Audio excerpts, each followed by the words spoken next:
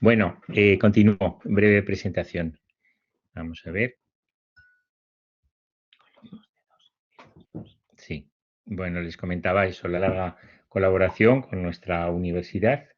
También ha sido profesora invitada y contratada por universidades alemanas y españolas, profesora invitada en distintos países europeos, además de España y Alemania, en Rusia, Bielorrusia, Inglaterra y también numerosos países latinoamericanos. Y ha sido visiting scholar en Nueva York, en la Universidad de Nueva York. Yo añado también, aunque no me lo pone en el currículum, su actividad importante como periodista en el ámbito también del arte y de la cultura, tanto en Argentina como en Nueva York. Ana María es investigadora principal actualmente del proyecto de la memoria entre la representación y la experiencia, fundamentos epistemológicos y alcance de los procesos estéticos en perspectiva intercultural. Ha pertenecido entre el 2008 y el 2019 a diferentes proyectos internacionales de investigación del Instituto de Filosofía del CSIC, del Consejo Superior de Investigaciones Científicas en Madrid, donde también fue investigadora contratada postdoctoral entre el 2008 y 2011. Aquí ha trabajado a fondo el tema que hoy nos reúne de la memoria en muy distintas perspectivas, desde la filosofía y otras disciplinas. Bueno, tiene numerosos artículos en revistas científicas y en libros colectivos sobre temas de filosofía del arte, estética, memoria y espacio. Yo creo que estos son los vectores que encuadran su investigación. Sobre autores tanto del mundo de la filosofía como de la literatura y el arte, como Heidegger, Benjamin, Nietzsche, Eduardo Chillida, ya citado ayer, Velázquez y Tolstoy, entre otros. En 2008 publicó su importante monografía en alemán, La red del mundo, que es un ensayo a partir de las meninas, pero que contrasta e investiga el espacio propio del arte en las concepciones de espacio y mundo desde los pitagóricos, Platón, Descartes, Newton, Mach, Wittgenstein y la nueva física con Einstein. En 2010 publicó el libro trilingüe Las artes en la época del espacio, y en alemán, español y catalán, y en 2012 editó junto con Istasha Romer el volumen Homo Naturalis, que versa sobre la posición del hombre en la naturaleza. Como ven, su espectro de temas van de la filosofía y el arte a temas de filosofía antropológica, política, y yo creo que, bueno, pues es un ámbito que define muy bien el conjunto de sus preocupaciones. Actualmente, Ana María trabaja en las áreas de la estética, la filosofía del arte y la filosofía contemporánea, y también especialmente los autores de la filosofía crítica, Walter Benjamin y Adorno, y también en el campo de la filosofía práctica y la epistemología. En sus investigaciones y publicaciones se ha ocupado especialmente, como he dicho, del tema espacio y tiempo, pero siempre encarnado en el problema del arte y de la cultura. Y ya no les quito más tiempo, le damos la palabra a Ana María, que nos va a hablar con el sugerente título de La memoria y la voz de la naturaleza. Muchas gracias. Bueno, muchas gracias, Ricardo. Estos son los imprevistos, pero siempre es bueno tener una solución. Entonces, bueno, muchas gracias por estar aquí, por compartir con nosotros este segundo día. Y como ha dicho Ricardo, les voy a hablar de la memoria y la voz de la naturaleza. ¿Qué ocurre cuando una música, unos cantos, unas melodías me llevan a un tiempo y espacio diferente a este en el que me encuentro? ¿Y cómo es posible que, perdiéndome con los aires por los que navegan los sonidos y ritmos, pueda encontrar mis propias pulsaciones, mis vibraciones más íntimas? Los aires sonoros que me transportan lejos a parajes abiertos y mundos desconocidos me facilitan al mismo tiempo una experiencia extraordinaria de cercanía, una plenitud dentro de mí que alberga momentos y lugares distintos y distantes. Esta experiencia paradójica que une lejanía y cercanía, un abrirse y al mismo tiempo recogerse, se da también cuando se activa la memoria. El que rememora reúne movimientos opuestos y con ello tiempos y lugares distintos, aunque se refiera o parezca referirse solo a un determinado momento y lugar. Esta circunstancia hace que la memoria no sea un mero asunto del pasado. En ella se encuentran más bien pasado, presente y futuro. Gracias a su potencial de reunir tiempos y espacios diferentes, la memoria puede convertir lo ausente en presente y lo presente en ausente. Pero volvamos a la música.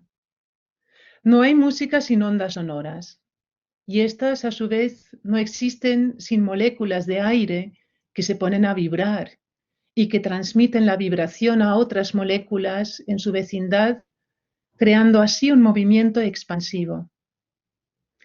La música, por tanto, no puede existir sin ese movimiento aéreo que atraviesa y penetra la naturaleza y la vida. Está en el aire que puedo percibir como soplo, brisa o viento de la naturaleza externa, y está en el aliento que alimenta mi naturaleza interna desde que he nacido en esta tierra. La música viene y se va, entra y sale con el aire. Pero la música no solo me llega o me abandona, no solo la recibo, también la puedo producir. El primer ritmo que el aire de mi respiración genera dentro de mí es el latido del corazón. Y el primer instrumento con el que la respiración hace música es la voz que canta. Pero no solo la voz genera y transmite melodías y ritmos. En nuestro cuerpo entero repercuten, resuenan y retumban las vibraciones que llegan con el aire y que mueven nuestra imaginación, nuestros sueños y nuestra memoria. Así, con la música que penetra nuestro cuerpo y que éste genera a la vez, nace la danza. Teniendo en cuenta la íntima relación entre la música y la danza, no es de extrañar que nuestro oído, el órgano por excelencia de la escucha, sea también el responsable del equilibrio.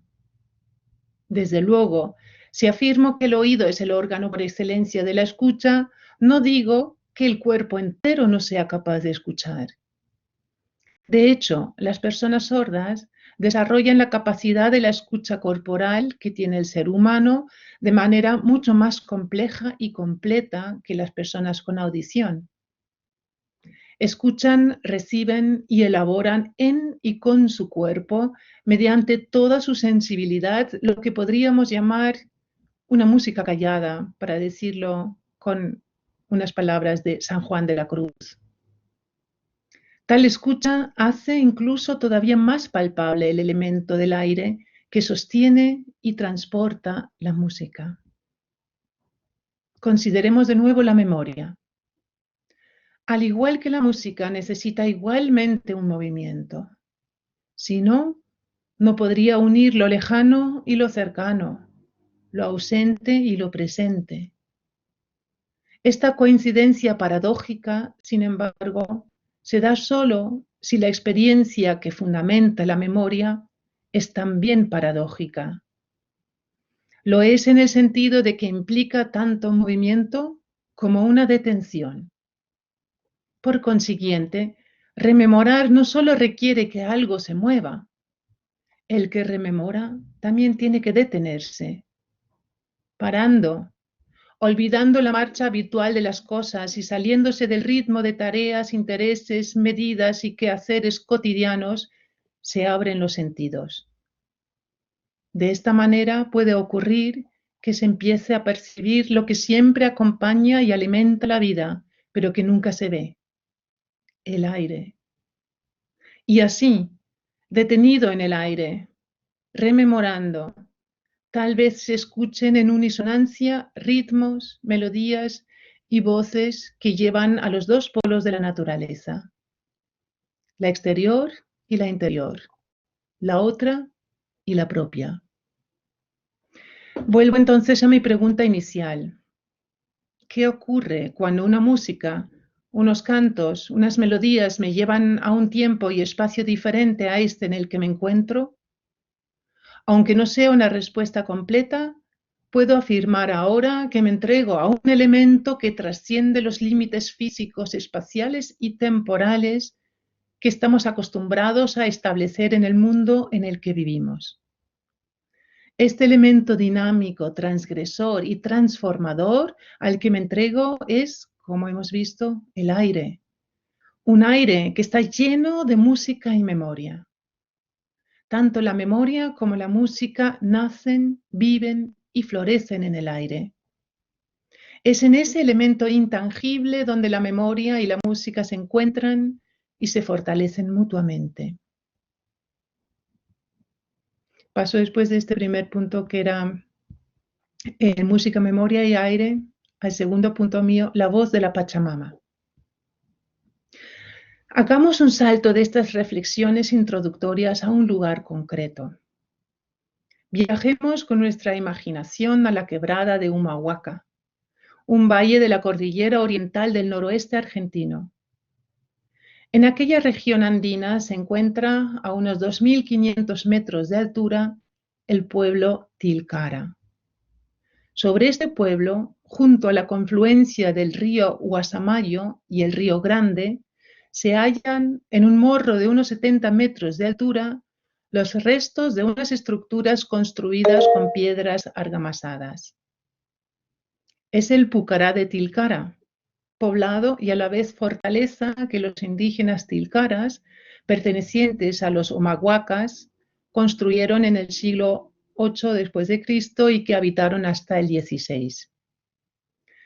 De la población prehispánica quedan hoy solo los restos de muros y cimientos pertenecientes a las antiguas viviendas, los talleres, las plazas, tumbas y los espacios ceremoniales que se encuentran en diferentes terrazas. Voy a ver si les puedo compartir unas imágenes.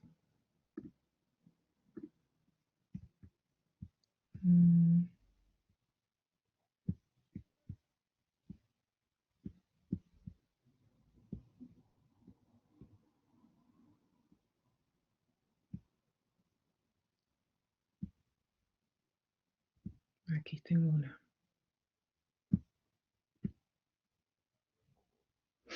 Bueno, aquí tenemos una imagen del Pucará de Tilcara.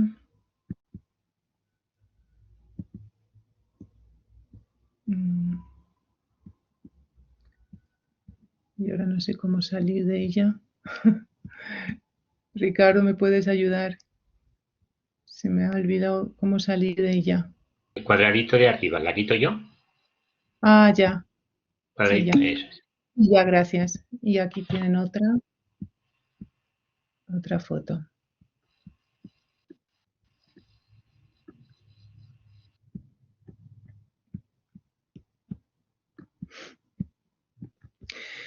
Visité el Pucará de Tilcara en un viaje que hice hace 28 años por el noroeste argentino, aspirando a redescubrir momentos decisivos de mis primeros años de vida. Fue en este lugar ancestral donde tuve una experiencia profunda y reveladora. La atmósfera que respiraba a estas alturas, los aires que abrigan y habitan las piedras de las antiguas construcciones humahuacas, tanto como la cordillera con sus millones de años, hicieron detenerme y escuchar. Y de pronto, los vientos y las tierras, los cardones, que son los cactus que ustedes ven, los cardones, los elementos, minerales y colores de la puna se convirtieron en música.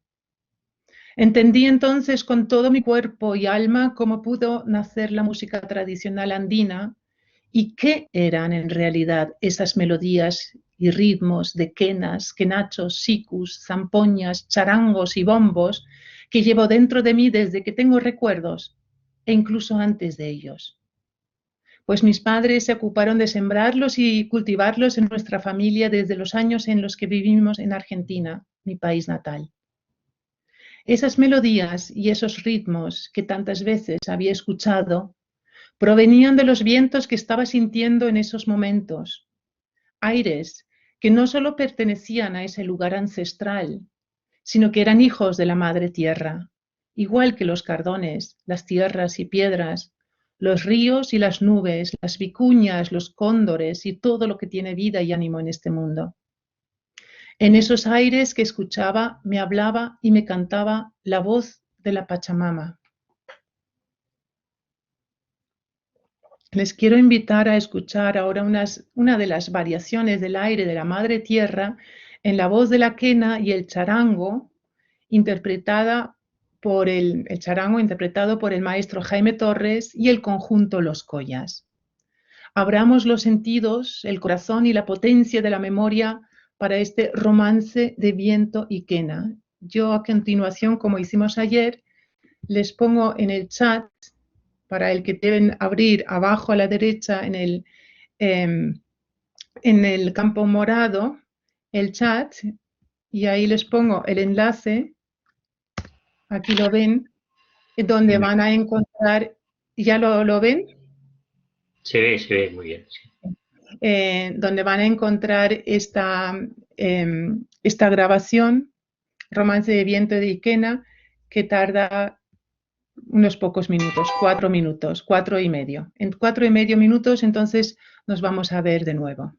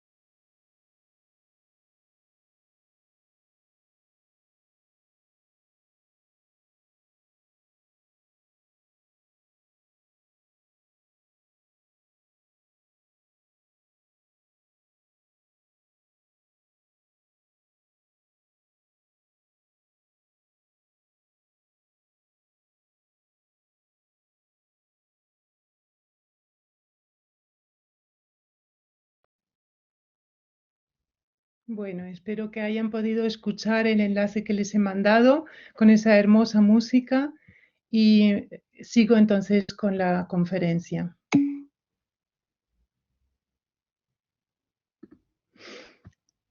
Cuando estuve en aquel entonces, en octubre de 1992, en el Pucará de Tilcara, no era consciente de que el lugar en el que estaba era un importante antigal, un sitio de antiguos para los indígenas de allí, donde aún residen los poderes de sus ancestros.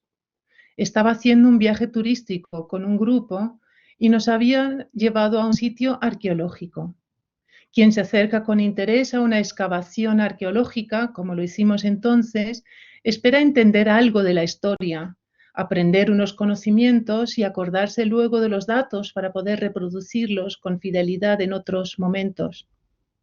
Hoy, sin embargo, no me acuerdo de los datos que escucharía o leería entonces, pues mi memoria del lugar está impregnada y dominada por un tipo de experiencia muy diferente que ha dejado huellas más profundas. La forma en la que los turistas se relacionan con lugares de interés histórico está mediada por lo general por categorías y esquemas que aquellos ya tienen en mente o bien que aprenden y se apropian para aplicarlos en determinados casos concretos. Esto hace que la relación con el lugar sea externa y que haya así una distancia que separa el lugar de la persona. Sin embargo, este hecho no implica que el sujeto tenga que entablar una relación exclusivamente racional. Puede estar conectado también emocionalmente con el lugar. Yo lo estaba en aquellos momentos. Y de pronto la distancia desapareció con el aire lleno de música y memoria que penetró indiscriminadamente la atmósfera, que entró dentro de mí y me conectó con unas voces poderosas que sentía tan mías como ajenas. Encontré en ese momento, sin saberlo ni haberlo esperado, lo que había estado buscando en mi viaje. ¿Hallé momentos decisivos de mis primeros años de vida? Tal vez, pero si los encontré, no aparecieron solos en aquel lugar, sino en compañía de otras memorias ancestrales, transmitidas por algo que me atrevo a caracterizar como canto de la Madre Tierra. Pero la música del viento me había hecho partícipe en aquellos momentos de una memoria que incluía muchas voces en una sola y en la que encontré también la mía.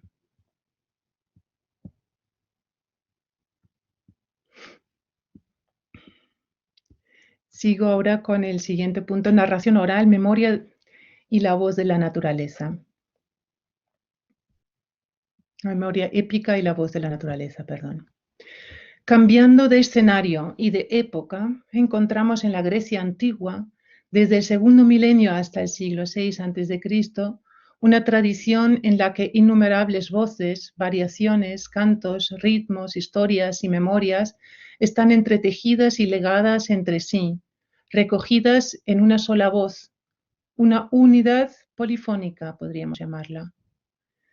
Este tejido complejo, en constante movimiento, creación y devenir, es la tradición oral de la antigua epopeya griega. Recordemos que las múltiples narraciones que pertenecen, por ejemplo, a la Odisea, provienen de una práctica realizada y transmitida durante siglos por aedos que contaban las historias de epopeyas, cantándolas y acompañándose con la cítara. La poética épica, creada por los aedos hasta que alguien como Homero le dio forma escrita, era considerada como el fruto de una inspiración divina. Por eso, los aedos solían invocar a la musa para recibir su chispa, su aliento. Inspirados por ese aire divino, encontraban la forma para contar las historias de los dioses, las hazañas, desgracias y vicisitudes de héroes y pueblos mediante cantos, melodías y ritmos, tejiendo en conjunto las epopeyas a través de los tiempos y espacios, pasándolas de generación en generación. Se cultivó durante siglos el arte de la narración oral, a saber, de contar con múltiples cantos de manera no lineal historias cuyos hilos serán recogidos, entrelazados y llevados más allá sin que se hubiera que seguir un estricto orden cronológico. Este canto narración de innumerables voces, a las que se sumarán más tarde a partir de la época de Homero las de los rapsodas, los recitadores ambulantes, establece las bases de una memoria colectiva viva y dinámica, siempre abierta a nuevas actualizaciones. Trasciende no solo tiempos y espacios, sino también vidas individuales, creando una gran unidad en constante movimiento. El canto de la poesía épica presupone, por tanto, escuchar, tejer, crear y transmitir no solo historias, sino también experiencias y recuerdos, y todo ello en comunidad. La memoria colectiva que se va formando y cultivando así en y con el aire, el canto y el tiempo, proviene en última instancia, como he dicho antes, de la inspiración divina, de Mnemosina, madre de las musas y diosa de la memoria que otorga el don del canto épico. Si tenemos esto en cuenta, entendemos por qué el filósofo alemán Walter Benjamin afirma en 1936 en su ensayo El narrador que, cito, no se puede separar la épica de la memoria épica. Final de la cita. La narración oral, que recoge y transmite la experiencia y memoria de tantas generaciones de narradores, requiere, como resalta Benjamin, una alta sensibilidad, la colaboración de todos los sentidos, de la mente, la imaginación y el cuerpo, algo que se expresa de manera directa en el canto unido a la poesía y la danza. Así, Benjamin resalta que, le cito, el recuerdo es lo musical, en alemán musische, el recuerdo es lo musical de la épica en el sentido más amplio. Final de la cita. Aunque el punto de partida del ensayo de Benjamin es una reivindicación del escritor ruso Nikolai Lyeskov como uno de los últimos verdaderos narradores que existieron, Benjamin Lyeskov murió en 1895. Aunque ese punto de partida es pues, demostrar que Lyeskov es uno de los últimos narradores que existen, Benjamin trata de mostrar también en su texto en qué se basa el antiguo arte de la narración oral, la cual, como estima, ha muerto ya casi en los tiempos modernos con su desenfrenado progreso capitalista, la continua aceleración en todos los ámbitos de la vida, la aparición de las masas y la individualización y el aislamiento de las vidas particulares. Benjamin advierte que ya no nos tomamos el tiempo, no nos entregamos durante un largo rato de ocio, lo llama Langeweile, no nos entregamos durante un largo rato de ocio a escuchar, narrar, hilar y tal vez seguir contando nosotros mismos como requiere la narración oral. Podemos añadir que en las naciones y regiones de nuestra época, en las que se ha impuesto la lógica destructiva de la globalización, buscamos también en vano un espíritu de comunidad como el que se precisa para que puedan florecer los cantos y ritmos de la poesía épica. ¿Dónde encontramos hoy una comunidad dispuesta a compartir la experiencia de escuchar, rememorar y sentir la unidad heterogénea de voces que atraviesan las generaciones y que expresan un patrimonio, unos saberes y lazos comunes? Tal vez en ciertas comunidades ancestrales, indígenas, americanas, africanas, australianas, que a pesar de todo hayan logrado conservar su espíritu, su cosmovisión y sus tradiciones. En todo caso, lo que queda en la mayor parte del mundo actual son algunas pocas huellas sueltas de ese aire épico que penetró el antiguo arte de la narración oral. Un aire que hacía que la voz del narrador pudiera ser al mismo tiempo la voz de la naturaleza que habla, mueve y conmueve al que escucha. Se trata aquí, en ese aire que mueve y conmueve, de una experiencia que Benjamin llama aurática, del aura. En su ensayo sobre la obra de arte en la época de la reproductibilidad técnica, de 1935-36, Benjamin describe el aura experimentado en la naturaleza en circunstancias y momentos extraordinarios, ciertamente difíciles de encontrar hoy en día, como, lo cito, una aparición única de una lejanía, por muy cerca que pueda estar. Esta es una de las fórmulas que presenta Benjamin para lo que él entiende como aura, experiencia aurática. Una aparición única de una lejanía por muy cerca que pueda estar. Es muy significativo que en el breve ejemplo que Benjamin da a continuación, la experiencia se cumpla al lo que dice respirar el aura. Esto es la situación que sugiere. Voy a citar ese breve ejemplo que trae a colación. Dice Benjamin: seguir en reposo, en una tarde de verano, el trazo de la cordillera en el horizonte, o de una rama que lanza su sombra sobre el que reposa, esto es respirar el aura de estas montañas, de esta rama. Hasta aquí la cita de Benjamin. La lejanía en esta experiencia aurática no va a desaparecer y sin embargo está presente. ¿Cómo? Podríamos decir que está presente en el aire que respira el que se detiene, que reposa en la naturaleza y se entrega a algo que su razón no puede captar. Se entrega al horizonte inalcanzable que se presenta y se repite en el trazo de la cordillera, de la rama y de la sombra de la rama que cae finalmente sobre el cuerpo del que reposa. El aire del horizonte que respira y siente empieza a vibrar y a mover algo dentro de él que implica tanto su sensibilidad como su espíritu. ¿Qué hacen esas vibraciones íntimas con él?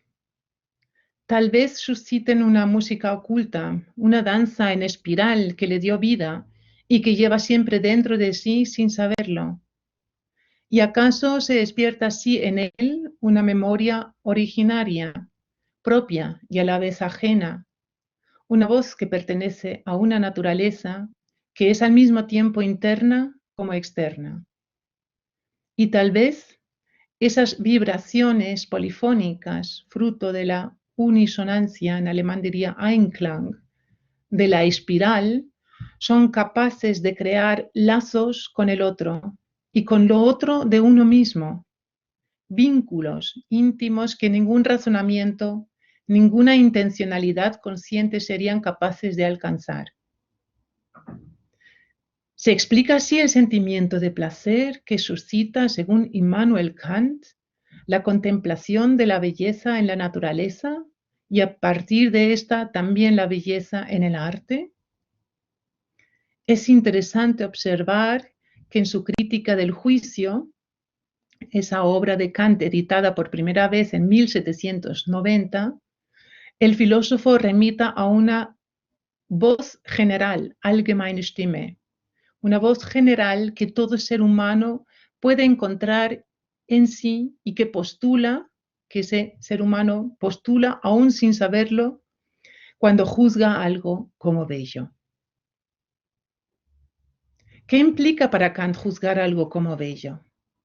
Presupone, en primer lugar, sentir un placer que no depende ni de un determinado interés particular, ni de un concepto previo de lo que debe ser el objeto.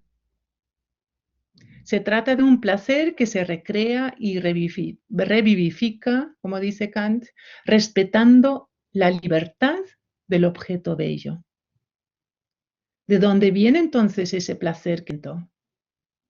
No puede venir de algo que solo me concierna a mí, ni de algo puramente racional. Para Kant, el placer estético es la manifestación de un determinado estado del Gemüt, como lo llama, un estado que podríamos traducir del alma o del ánimo. García Morente lo traduce como espíritu. Bueno, un determinado estado del alma que siento al detenerme y recibir un objeto bello, especialmente de la naturaleza. Ese estado se da cuando las facultades del alma, las Gemütskräfte, la imaginación y el entendimiento, según Kant, entran en concordancia, Einstimmung, cuando se vivifican mutuamente y amplían al activarse la sensibilidad. La palabra que Kant usa aquí y que he traducido como concordancia es Einstimmung o Zusammenstimmung, un sustantivo alemán que contiene el adverbio zusammen, que significa en conjunto, y el verbo stimmen, que significa afinar, concertar, acordar, y que en última instancia viene del sustantivo Stimme, voz. Podríamos decir entonces que en la naturaleza interna de cualquier ser humano existe, en principio, la misma voz, una voz general oculta, que la voz de la naturaleza externa, mediante sus apariciones bellas, puede despertar, poner en vibración, mover de manera libre y hacer resonar. ¿Cómo resuena esa voz? Internamente en el ritmo de vibraciones y movimientos armónicos percibidos como placer libre. Externamente en un juicio pronunciado del tipo «¡qué bello es esto!». Ese juicio estético, que está en el centro del análisis trascendental de Kant, en el fondo no es otra cosa que una suerte de exclamación que expresa la concordancia que se siente y se quiere compartir con el otro, con cualquier persona. Mira, hermano y hermana, lo bello que es esto. Puedes sentirlo también. Esta es la esencia del juicio estético, según Kant. Con ello, en Kant, la experiencia de lo bello natural no solo nos vincula de manera libre con la naturaleza, sino también con los demás, pues todos los seres humanos podemos encontrar esa voz general que nuestra memoria primigenia guarda, una voz que resuena en nosotros en la concordancia que podemos sentir en ciertos momentos, cuando, deteniéndonos, percibiendo y escuchando con todos los sentidos, recibimos con el aire la voz de la naturaleza. Volviendo a Benjamin y su ensayo El narrador, encontramos precisamente esa situación del reconocimiento de la voz de la naturaleza que despierta una memoria no solo individual, sino, como diría, mucho más primigenia, una memoria ligada a una concordancia que produce alegría y lleva al hermanamiento entre dos personas de estatus sociales muy diferentes. Leeré a continuación lo que Benjamin resalta al respecto con motivo de un relato de Lieskov que se titula precisamente así, La voz de la naturaleza. Entonces, cito a Benjamin hablando de este relato de Lieskov, La voz de la naturaleza. Dice Benjamin. La voz de la naturaleza refiere la historia del pequeño funcionario Filip Filipovich que mueve todos los hilos para poder hospedar en su casa a un mariscal de campo que está de paso en su localidad. Y lo logra. El huésped, inicialmente asombrado por lo insistente de la invitación, pasado un tiempo, cree reconocer en su anfitrión a alguien con quien ya se hubiera encontrado antes. ¿Pero quién es? Eso no lo recuerda. Lo curioso es que el anfitrión no tiene interés de dejarse reconocer. En cambio, consuela diariamente a la alta personalidad, asegurándole que la voz de la naturaleza no dejará de hablarle un día. Y todo sigue igual hasta que el huésped, poco antes de proseguir su viaje, conceda al anfitrión el permiso, pedido por éste, de hacerle oír la voz de la naturaleza. En eso, la mujer del anfitrión se aleja para volver con una corneta de cobre relucientemente bruñido y se lo entrega a su marido. Este coge la corneta, la acerca a sus labios y parece instantáneamente transformado. Apenas hubo inflado las mejillas y extraído el primer sonido, potente como un trueno, el mariscal de campo exclamó: «¡Detente! ¡Ya lo tengo, hermano! Ahora te reconozco. Tú eres el músico del regimiento de cazadores al que encomendé vigilar por su honorabilidad a un intendente bribón». «Así es, su señoría», respondió el amo de la casa. Antes que recordárselo yo mismo, preferí dejar hablar a la voz de la naturaleza. Hasta aquí, Benjamín.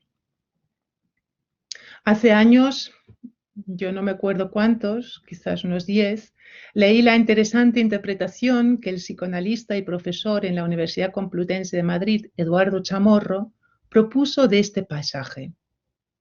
Releyendo ese texto interpretativo, caí en cuenta de la importancia que tiene la expresión de la hermandad que aparece en la exclamación del mariscal. «¡Detente! Ya lo tengo, hermano, ahora te reconozco».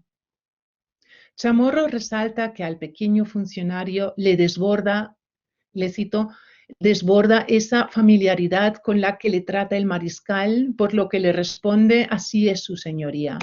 Palabras con las que retorna, según Chamorro, a la situación anterior. Yo, sin embargo, quiero resaltar aquí finalmente solo el poder de esa voz de la naturaleza.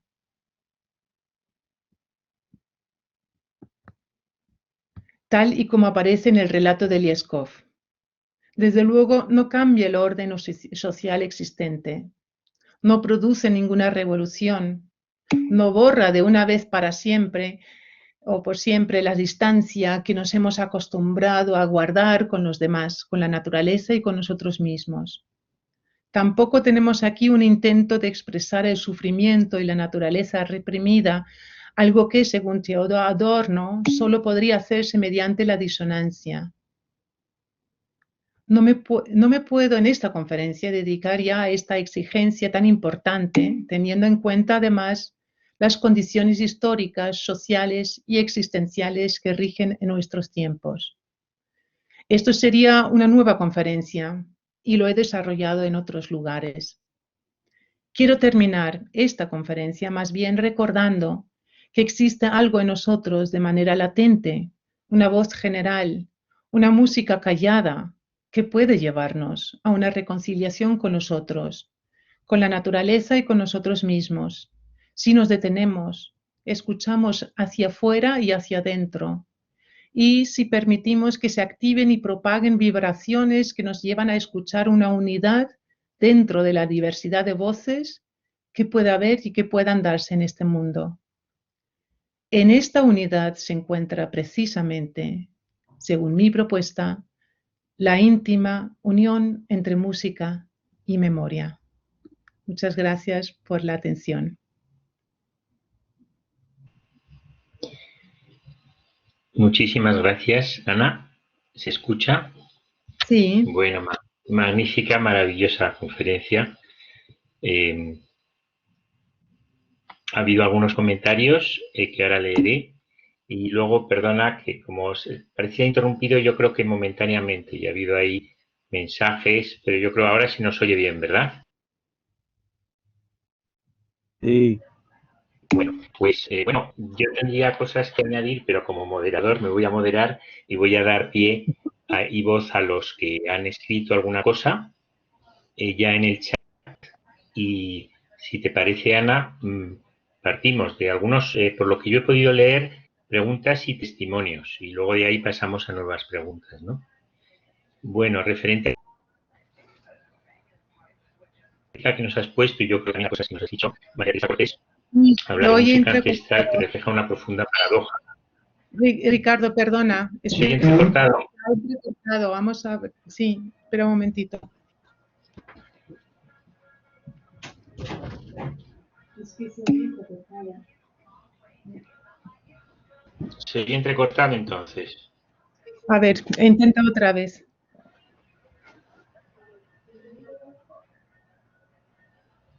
¿Se me oye ahora mejor? Sí, viene Sí, con Hemos retraso. abierto. Retraso.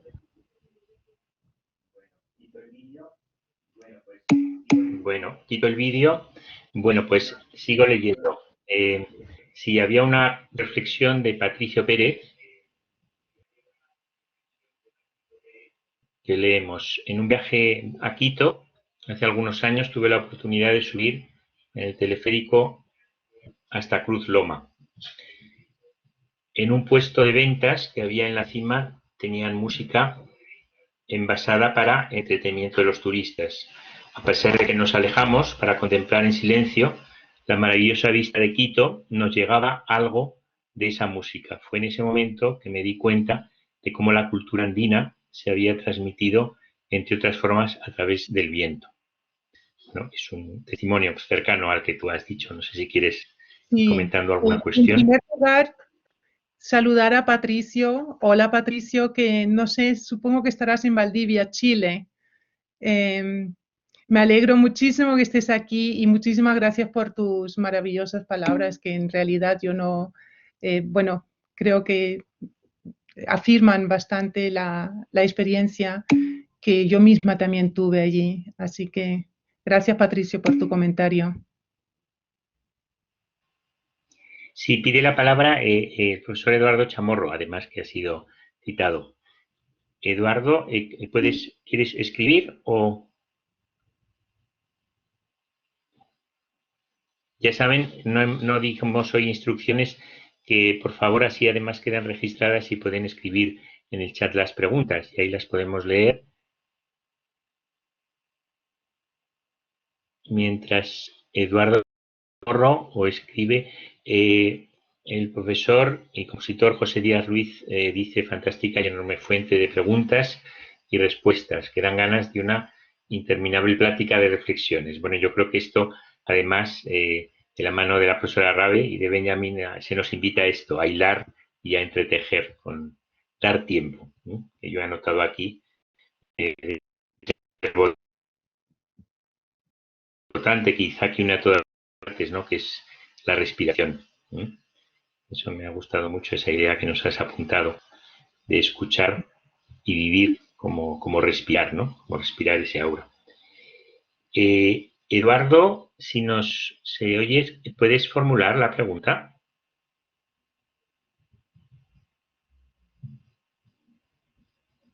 Quizás le puedas convertir en ponente un momento, Ricardo. Sí, voy a intentar, porque voy a Entonces, intentar convertirte, Eduardo, el profesor Chamorro, por alusión. Sí, Eduardo, yo creo que lo puedo convertir en moderador un momento. espérate un momento, Eduardo, y así puedes intervenir directamente con el micrófono, si tienes Sí. micrófono. A ver si ahora puedes, Eduardo. ahora, ahora. Sí, se te oye, Sí, se te oye. Eduardo, te Ah, escuchamos. bueno, muchísimas gracias, Ana María, por esta preciosa conferencia que, que nos ha hecho sentir verdaderamente lo que en el título del simposio está ahí, ¿no? Unir, hacernos con nuestra memoria, dejarla estar. Y eso requiere silencio, requiere atención. Me ha encantado ese comienzo en el que hablas de ti misma y de cómo toda esta conferencia era mi pensamiento. Toda esta conferencia reposa sobre esas piedras, estos espacios que nos has presentado. Y te diría, como como en el cuento que has rememorado, detente, detente, ya recuerdo, ya recuerdo. Pero cómo tardaba el que está intentando que aquel coronel del regimiento recuerde, pero no quiere ofrecerle palabras. Él sabe que en algún momento la voz de la naturaleza, que él de alguna manera hace suya con ese toque de corneta, le llegará. Y por eso no tiene prisa. Y parece que el invitado tampoco tiene mucha prisa. Y va alimentando y alimentando con palabras y con su hospedaje, con sus gestos, con su mirada, va alimentando el que pueda producirse el acontecimiento. Es ese momento mágico en que detente, ¿no? Ya ha llegado a mí aquel recuerdo.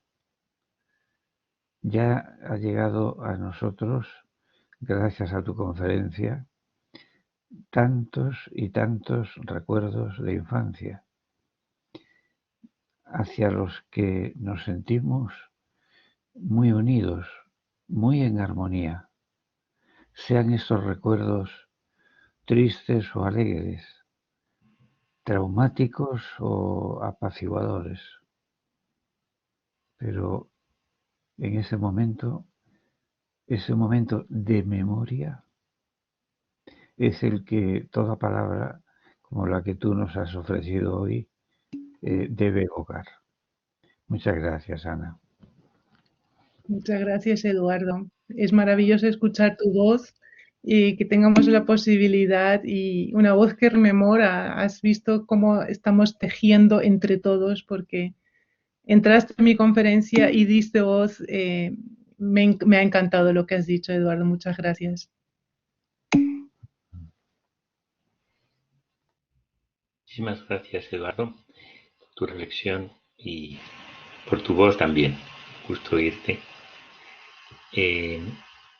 Tenemos algunas preguntas más. Damos lectura.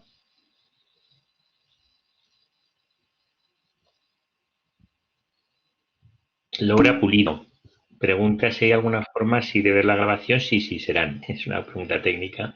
Sí, las haremos llegar cuando las tengamos preparadas. Ana María Selnik pregunta que le gustaría saber de qué modo la experiencia ancestral es una forma de habitar la Einmaligkeit de la naturaleza, ¿no? Esa unicidad, ¿no? Ese carácter único. Sí, Selnich va a ser ponente ahora también esta tarde. Muchas gracias, Selnich. Y tú sabes mucho más que yo de la experiencia ancestral y seguro que nos vas a transmitir elementos y momentos muy importantes. Y conoces perfectamente también a Benjamin y el lenguaje alemán. Entonces yo imagino que estarás haciendo alusión a esa fórmula, ¿no? Esa caracterización de la experiencia aurática que hace Benjamin, la que he leído, ¿no? En el ensayo de la obra de arte, que la Einmaligkeit quiere decir esa experiencia única, o mejor dicho, la aparición única de una lejanía por muy cerca que sea. Entonces, para Benjamin, esto es una experiencia que no simplemente se puede reproducir sin más, como si fuera una cosa que sacas del cajón, la memoria mal entendida, ¿no? Que muchas veces cotidianamente se describe como si fuera, no sé, un armario, un baúl, un cajón con diferentes compartimentos donde tú puedes sacar pues unos recuerdos guardados y los sacas tal cual intactos.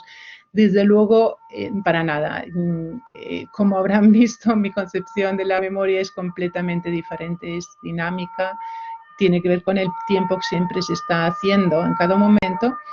¿Y qué ocurre en una concepción así con unas experiencias únicas? Como son esas experiencias auráticas. Lo interesante es que aquí tenemos otra vez la paradoja. Cuando algo es interesante contiene una paradoja, ¿no? Las experiencias únicas no son repetibles, no son sin más reproducibles y sin embargo sí se pueden compartir. Esto es un gran misterio, pero yo creo que eso tiene muchísimo que ver con la experiencia ancestral. Si no se puede repetir y no se puede reproducir, es porque requiere un estar aquí y ahora, en ese momento. Tú no puedes estar en otro sitio y decir, bueno, voy a repetir esa experiencia, una experiencia ancestral, por ejemplo, en un lugar ¿sí? Sagrado indígena de los ancestros, en otro sitio, en otro momento, o sin una determinada disposición. Aparece, es como un regalo, pero desde luego tú tienes que ponerte en un determinado estado también, ya lo he insinuado, con el reposo, con el detenerse, con la escucha. Todo eso yo creo que une bastante y asemeja bastante esa experiencia aurática de la que habla Benjamin con esa experiencia ancestral. Y no me quiero detener más en Nietzsche, pero podemos seguir hablando de esto. Muy interesante tu comentario. Gracias. Muchas gracias. Vamos, si por los tiempos hay preguntas, si no hay más, y a mí me gustaría también una final. Sí, Lina Teresa habla de que si las nuevas generaciones indígenas conservan sus tradiciones culturales y sus cosmogonías. Lo pregunta, porque pregunta cuánto la música se ha visto involucrada con los procesos de globalización. Esto además puede conectar, de paso, porque me ha venido a la cabeza, hay conexiones muy interesantes con cosas que ayer nos decía el profesor Balastro, quizá desde el otro punto de vista de esa pérdida de la urdimbre sonora, ¿no? A pesar de estar en una Se sociedad oye entrecortado, Ricardo. enormemente, digamos, compleja. No te he escuchado bien, se ha ¿Sí? escuchado entrecortado. Sí. Decía que esta pregunta de Lina Teresa, si los procesos de globalización han influido en esas músicas indígenas en las nuevas generaciones, se me ocurre que hay un enlace muy interesante con cosas que ayer el profesor Balastro nos planteaba casi desde el otro punto de vista, ¿no? De una pérdida de memoria común, sonora, de esa urdimbre sonora, a pesar de que vivimos en tiempos de vorágine sonora, ¿no? Y de mucho ruido, ¿no? Ese contraste. Se me ocurre el enlace con esta pregunta. ¿Se me escuchó bien? ¿Se me pudo oír? Sí, ahora sí. Sí, hola Lina, mucho gusto de saludarte desde aquí, desde Madrid.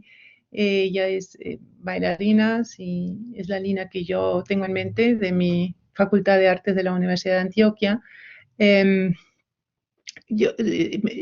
es que es una pregunta y una afirmación, me parece. Las nuevas generaciones indígenas conservan sus tradiciones culturales y su cosmogonía.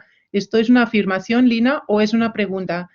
Si es una pregunta, pues no lo sé. Hay gente que seguro aquí que sabría corresponderlo mucho más. Yo me temo que no se conserva tanto las tradiciones culturales y que habría que hacer mucho más. Nuestra universidad, como sabes y como saben los que están aquí conectados desde la Universidad de Antioquia, nosotros tenemos un pregrado, Madre Tierra, que precisamente intenta conservar y fomentar y mantener viva la memoria de estos saberes ancestrales, ¿no? Pero hay mucho más que hacer y me temo que, pues en esta, y especialmente, ¿no? En el contexto de la globalización, del capitalismo salvaje, esas culturas y esos saberes ancestrales son bastante reprimidos y oprimidos.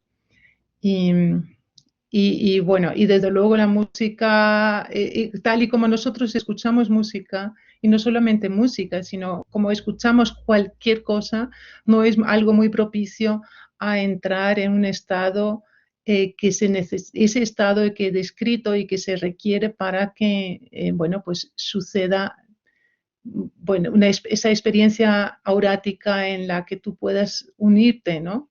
Unirte, aprender y escuchar de la naturaleza, del otro y dentro de ti, también de tu propia naturaleza. Entonces, bueno, no me puedo detener mucho aquí porque vamos mal de tiempo, pero gracias por tu respuesta. Y Angelo ayer nos presentó en la última ponencia la visión crítica que en esta conferencia, como he insinuado muy brevemente, he dejado fuera porque he tenido otras conferencias y otros textos en los que me explayo más, pero aquí me interesaba expresar algo que, aun siendo muy difícil de conseguir en nuestros tiempos, podría ser una perspectiva muy bonita y que creo que las culturas indígenas ancestrales no tendrían mucho que enseñar al respecto.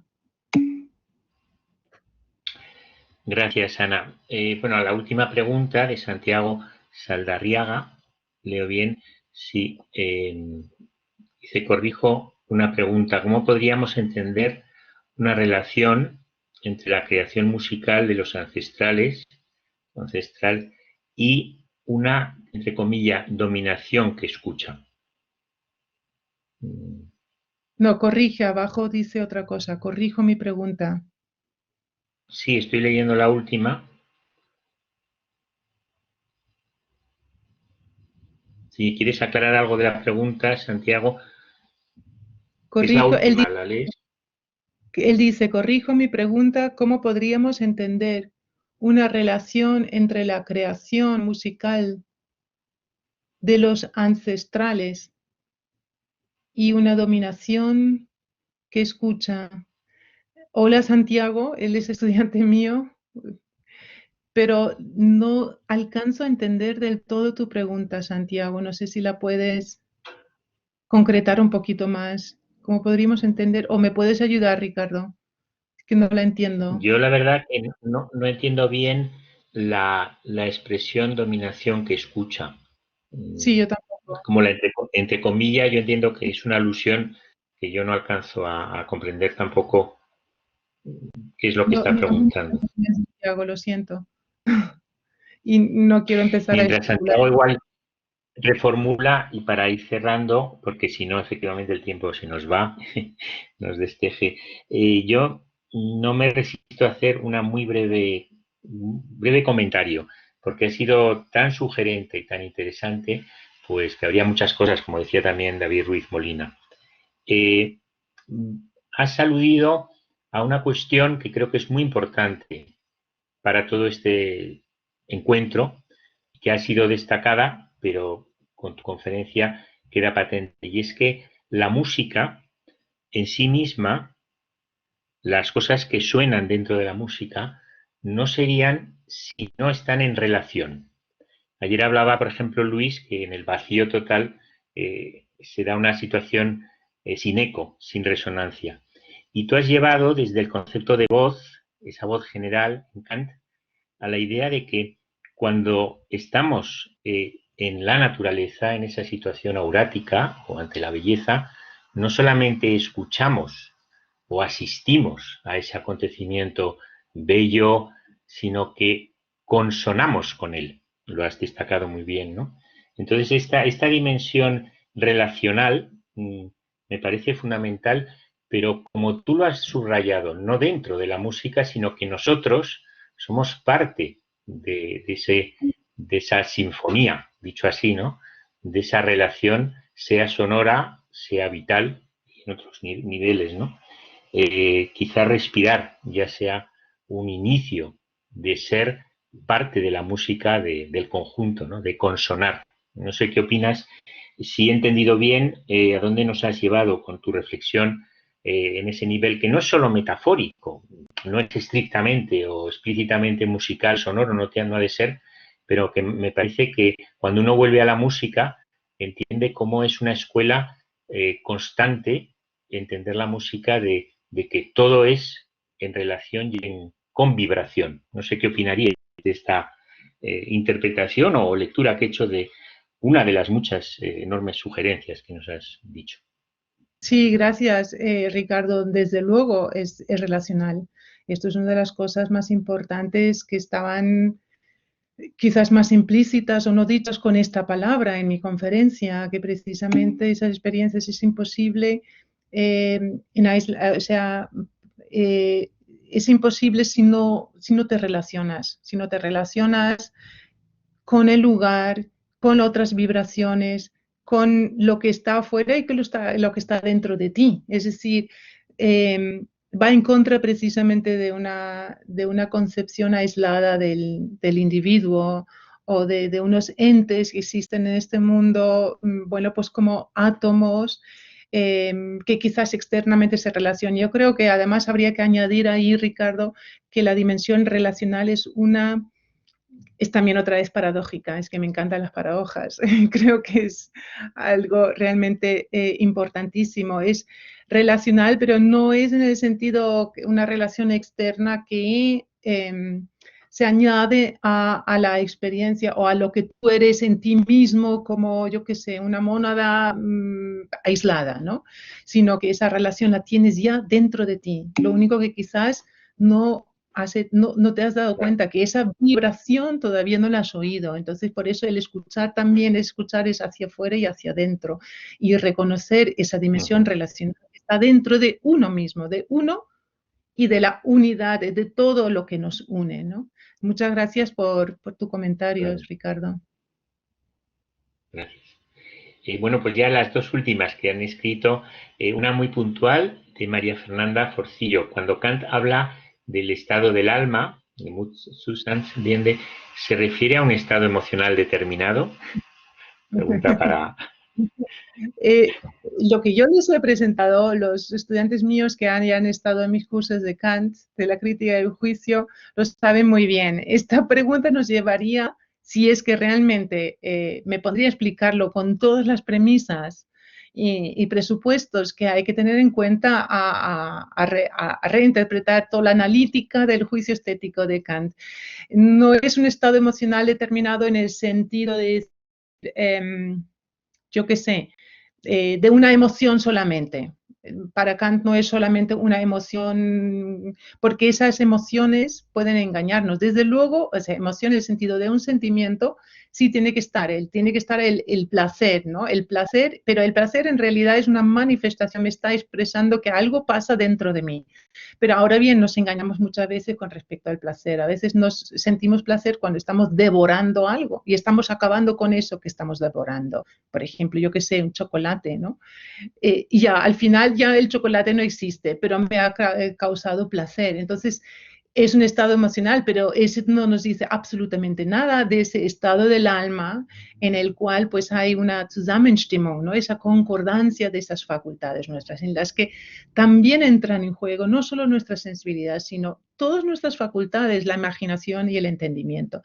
No puedo explicar más allá porque la cosa es compleja y yo la he explicado de una manera muy condensada y breve y llevándolo al tema mío de la voz, ¿no? Porque me llamó mucho, mucho la atención que Kant, no solo en un momento, sino en muchísimos momentos utiliza esa palabra de la Stimme, ¿no? La voz, en otros sustantivos compuestos que son tan propios del alemán como Einstimmen y Zusammenstimmen, etcétera, ¿no? Entonces, me interesó mucho que haya ahí algo en el fondo que nos lleva a la voz, pero a la música también, algo musical, algo sonoro, algo que vibra y que también de alguna manera todos compartimos en un sentido de una memoria primigenia, ¿no? Pero más no puedo explicar aquí, María Fernanda, porque sería exponer pues todo un seminario. Sí, Kant nos llevaría. Sí, Kant llega a hablar incluso en este sentido, que creo que pregunta, y tú explicabas muy bien. En algún momento dice que hay una subsunción de las facultades entre sí, es decir, es un estado en el que el individuo está, por decirlo así, con otras palabras no kantianas, en armonía con todas sus facultades de conocer, de estar, y también siente que desde el impulso vital que el mundo de algún modo pues puede corresponderle, ¿no? Él escribió una reflexión, su época precrítica, que decía que las cosas bellas quizá nos indican que el hombre encaja en el mundo, solo como un anuncio, ¿no? Y tiene que ver con esto que decías. Muy Bueno, vamos importante a la... el tema de la libertad, no, pero muy importante solo para añadirlo, el tema de la libertad, que también lo he resaltado un poco en mis breves líneas, ¿no? Es un estado emocional determinado, sí, de una armonía, la cual a la vez está basada en una libertad que siento dentro de mí y que otorgo y que respeto también con respecto a aquello que me está suscitando pues ese placer, aquello bello, ¿no? Bueno. Bueno, damos a la última y esta es ya prometido, si no, los exponentes, el profesor David Ruiz Molina, musicólogo que además ha venido con alumnos de su clase y que intervenga en estos encuentros también, nos dice que inspirador para tratar desde la recuperación patrimonial de la música, especialmente cuando la música a recuperar está, en esta música está la revivificación de la memoria musical colectiva, de las experiencias musicales compartidas, especialmente cuando la música a recuperar está tan pegada a la vivencia con el fluir del tiempo de la naturaleza. Reflexión. Perdón, estaba yo pendiente. Es que María Lina me había preguntado, he puesto mi correo institucional por si alguien me quiere escribir. Vale. Aquí lo tiene, lo he puesto ahí abajo. Voy a leer otra vez. Qué inspirador. Cuando la música sí, respecto a la recuperación de la música. La reivindicación de la música colectiva de la experiencia.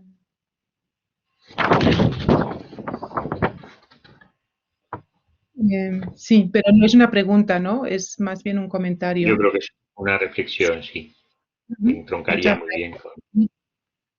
Pues bueno, muchas gracias por el rico debate y también a la profesora Rabe por toda la contestación y escucha.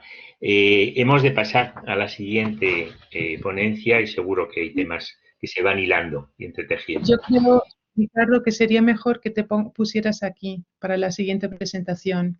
¿Se entrecorta la voz? Vale, pues sí, cambio de... Vale. Muchas gracias a todos por sus comentarios y la atención.